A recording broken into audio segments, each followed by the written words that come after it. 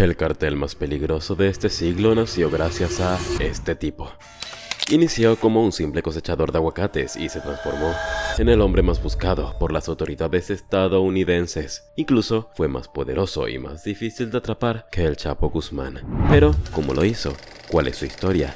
¿Cómo fue capaz de fundar un ejército que podía enfrentar a cualquier país? Vamos a verlo.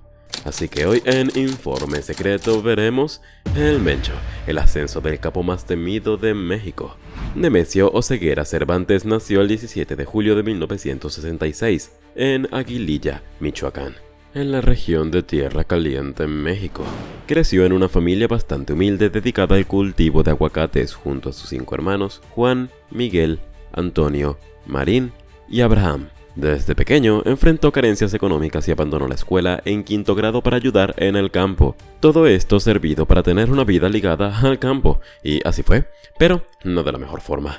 Dejó los aguacates y a los 14 años comenzó a trabajar como vigilante en plantaciones de María, vinculadas al grupo criminal conocido como el Cartel de Aguacate, que más tarde evolucionaría en el Cartel del Milenio.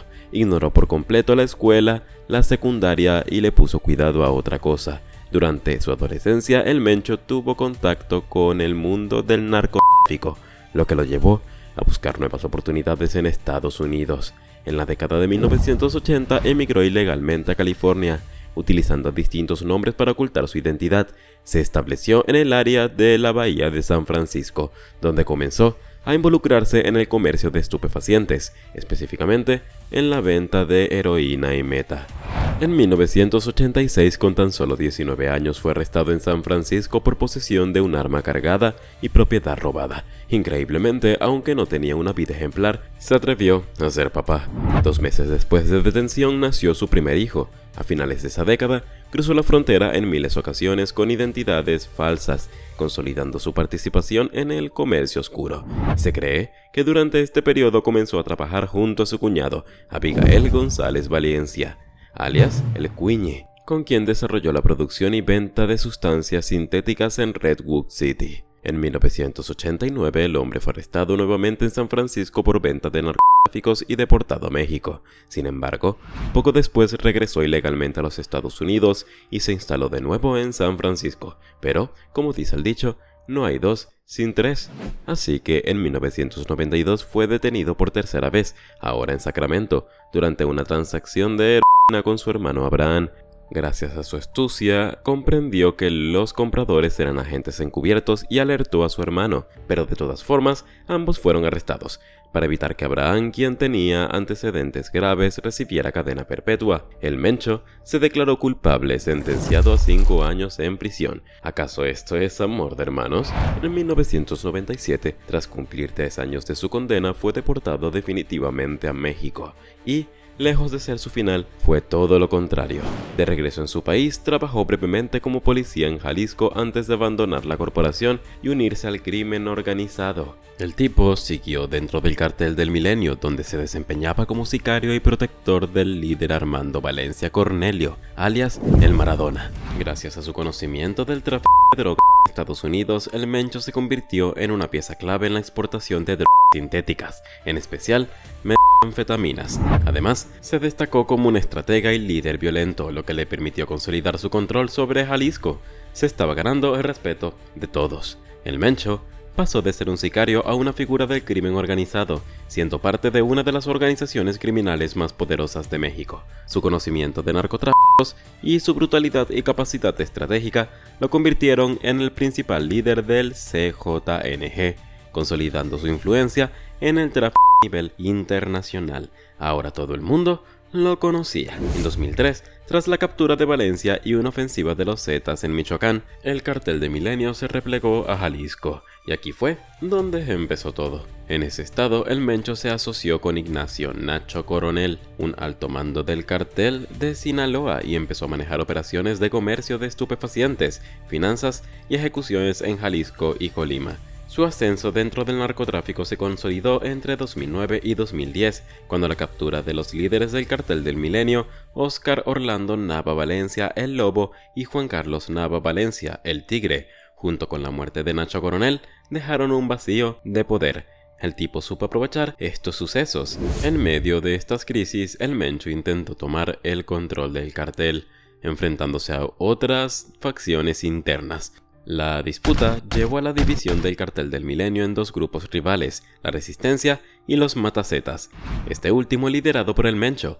La guerra interna se intensificó cuando la Resistencia acusó a los Matacetas de traicionar a Óscar Orlando y entregarlo a las autoridades. En un intento por consolidar su liderazgo, el Mencho exigió a sus rivales la entrega de Gerardo Mendoza, alias Tecato, por la ejecución de hombres leales a él en Tecomán, Colima. La negativa de la facción contraria desencadenó un conflicto sin precedentes que finalmente resultó en la victoria de los Matacetas, y ahora ya no tenía un rival tan poderoso como él. Este triunfo marcó la transformación del grupo en el cartel Jalisco Nueva Generación, con el Mencho como su líder absoluto. Bajo su mando, el CJNG inició una estrategia de propaganda contra sus enemigos, denunciando las extorsiones de grupos rivales y ganando legitimidad en el oeste de México. Su liderazgo se caracterizó por la expansión territorial, el uso de la violencia extrema y una estructura operativa altamente organizada. El CJNG pasó de ser un grupo oscuro de menor escala a dominar el comercio de estupefacientes en diversas regiones de México y a nivel mundial. El crecimiento del CJNG se basó en una combinación de factores estratégicos. Primero, la caída de los líderes de otros carteles le permitió al Mencho tomar el control del territorio clave, a través de enfrentamientos con rivales como los Zetas y el cartel de los Caballeros Templarios. Consolidó su dominio en Jalisco, Colima, Michoacán, Guanajuato y otros estados mexicanos. Además, utilizó el terror como método de control, ejecutando atentados espectaculares y difundiendo imágenes violentas para demostrar su poderío. Uno de los principales factores de su éxito fue su capacidad para adaptarse al mercado de sustancias. Inicialmente, el CJNG se centraba en la producción de meta, pero cuando la demanda cambió, se diversificó hacia la heroína y el fenta. Esta capacidad de innovación le permitió superar a otros carteles, convirtiéndose en una organización con ingresos multimillonarios. Pero eso no es todo.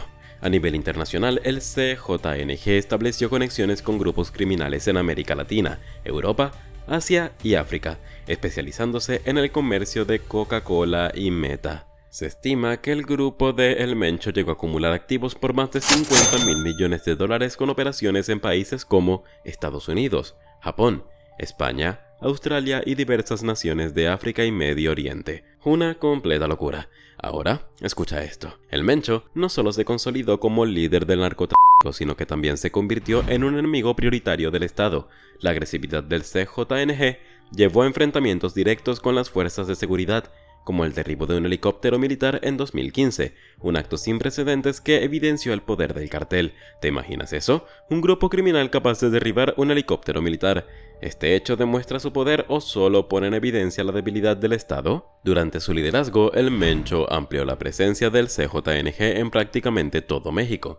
Para 2018, el cartel tenía una fuerte influencia en estados clave como Guanajuato, Veracruz, Nayarit, Estado de México, Oaxaca y Quintana Roo, superando en muchos aspectos al cartel de Sinaloa. El Mencho también expandió su red de actividades delictivas más allá del narcotráfico. Bajo su mando, el CJNG diversificó sus operaciones hacia el robo de combustible, la extorsión, la trata de personas y el tráfico de migrantes. También se le ha vinculado con asesinatos de políticos y funcionarios públicos. Así que, para ese entonces, hacían de todo. Uno de los casos más notorios fue el asesinato de Jesús Gallegos Álvarez, secretario de Turismo de Jalisco en 2013. Se sospecha que el Mencho ordenó su deceso por sospechar que colaboraba con los Caballeros Templarios. Asimismo, en 2014, el congresista Gabriel Gómez Michael fue asesinado en circunstancias sospechosas, lo que reforzó la percepción del CJNG como una organización con alcance en la política. Nadie estaba a salvo en ese lugar. A nivel financiero, el CJNG utilizó empresas fachada para lavar dinero, muchas de las cuales fueron creadas durante la administración de Enrique Peña Nieto. Empresas como Grupo Empresarial EPTA y Axis Sale and Maintenance Building fueron clave en la estructura financiera del cartel. Pero antes o después, todos los imperios caen. A pesar de su poder, la creciente violencia del CJNG y la presión de las autoridades llevaron a una intensificación de la persecución contra el Mencho. En 2018, la Procuraduría General de la República ofreció 30 millones de pesos por su captura, mientras que la DEA incrementó la recompensa de 6 a 10 millones de dólares, cifra que aumentó a 15 millones en 2024. Ya no estaba seguro en ningún lugar. Cualquiera de sus compañeros podía haberse tentado por esa cantidad de dinero, traicionarlo y entregarlo. Pero eso no es todo. Las luchas internas también debilitaron al CJNG. En 2017, el Mencho ordenó el asesinato de El Cholo, un exmiembro del cartel que traicionó a la organización y formó el cartel Nueva Plaza. Pero, ¿qué pasó con todas estas personas? ¿Dónde está el Mencho ahora? Pues, la verdad, no hay nada 100% confirmado. La salud de este sujeto se convirtió en un factor de incertidumbre. Reportes sugieren que padecía problemas renales, lo que lo llevó a la construcción de una clínica en una zona rural de Jalisco.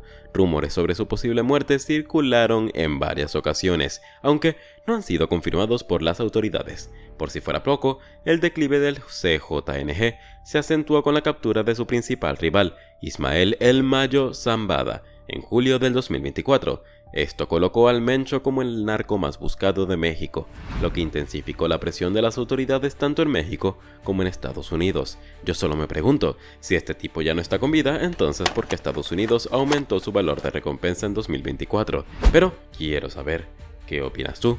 ¿Qué piensas de esta persona? ¿Crees que está vivo o que ya falleció? Estaré leyendo tu respuesta en los comentarios. Suscríbete a este canal para saber más sobre las historias más oscuras del mundo. De mi parte, seguiré creando contenido para mantenerte entretenido y con miedo. Hasta la próxima oportunidad.